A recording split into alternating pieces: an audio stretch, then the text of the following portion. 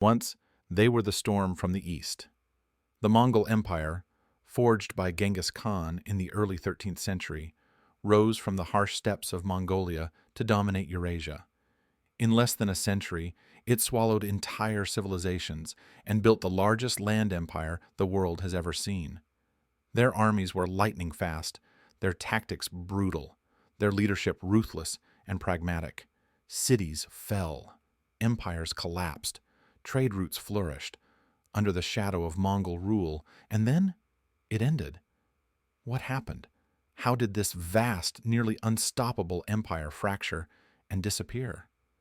In this video, we'll explore the rise, the cracks, the collapse, and the legacy of the Mongol Empire. The Mongol Empire didn't just appear overnight, it was the result of a brilliant, ruthless unifier. Temujin, later known as Genghis Khan. He united the Mongol tribes through diplomacy, marriage, betrayal, and war. In 1206, at a grand tribal council, he was declared Genghis Khan, universal ruler. That same year marks the official beginning of the Mongol Empire. Under his rule, the Mongols launched invasions across Central Asia and China, destroying kingdoms that had stood for centuries. His campaigns were calculated and terrifying. He used spies, psychological warfare, and unmatched mobility, thanks to his cavalry-based army, where each soldier had multiple horses. By the time of his death in 1227, the Mongols had conquered a huge chunk of Asia. His sons and grandsons continued the expansion. Ogadai invaded Eastern Europe and crushed Russian and Polish forces.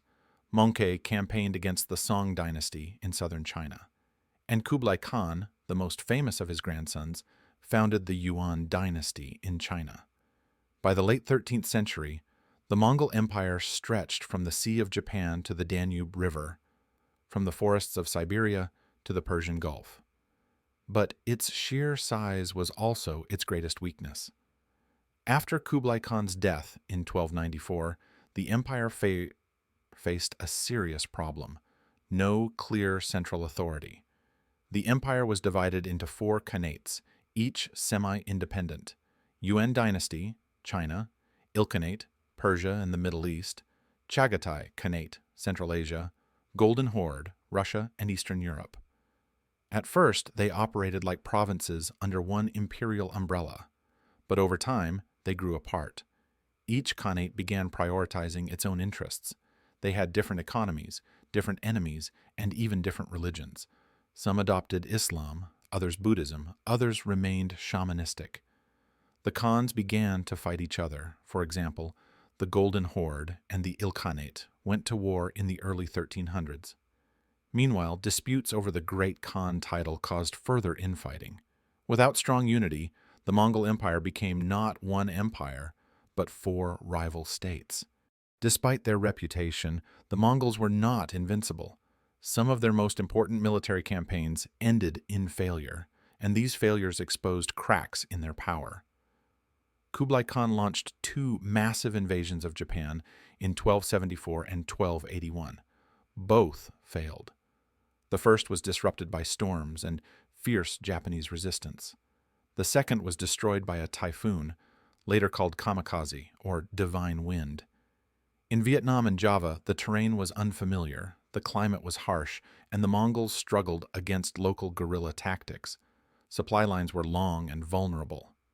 In the Middle East, the Mongols suffered a major defeat in 1260 at the Battle of Ain Jalut in present-day Israel. The Mamluks of Egypt broke the myth of Mongol invincibility. The Mongol general Kitbuka was killed, and the advance into Africa was stopped cold. These failed campaigns were costly in men, horses, and morale. They also revealed the limits of expansion, especially in regions unsuitable for Mongol cavalry. Beyond the battlefield, the Mongol Empire was weakening from within. In places like China and Persia, Mongol rulers tried to govern massive, complex societies with little experience in administration. Many Mongol elites remained culturally disconnected from the local populations, creating deep resentment. In China, for example, Mongols were the ruling class under the Yuan dynasty, but they treated native Han Chinese as second-class citizens. This fueled rebellions and widespread hatred. Conquest had been the engine of Mongol wealth.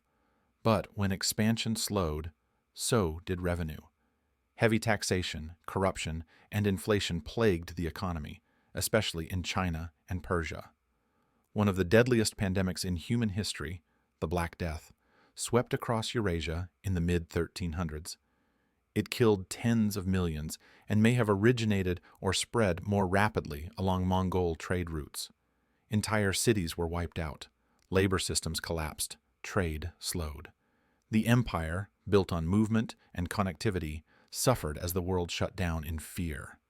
By the late 1300s, the Mongol Empire was Mongol only in name. In China, the Yuan dynasty collapsed in 1368 after years of rebellion and misrule. A peasant uprising led by Zhu Yuanzhang defeated the Mongols and established the Ming Dynasty. The Mongol court fled back to Mongolia. In Persia, the Khanate disintegrated after a succession crisis in the 1330s. It fractured into smaller, feuding states. In Russia, the Golden Horde ruled for another century, but it grew weaker. By the late 1400s, Moscow had risen and defeated the Mongols in the Great Stand on the Ugra River, ending Mongol dominance in the region. The Chagatai Khanate lasted longer, but split into western and eastern factions. Eventually, these too were absorbed by rising powers like the Timurids and the Chinese. By 1500, the Mongol Empire was gone. So, what brought down the mighty Mongol Empire?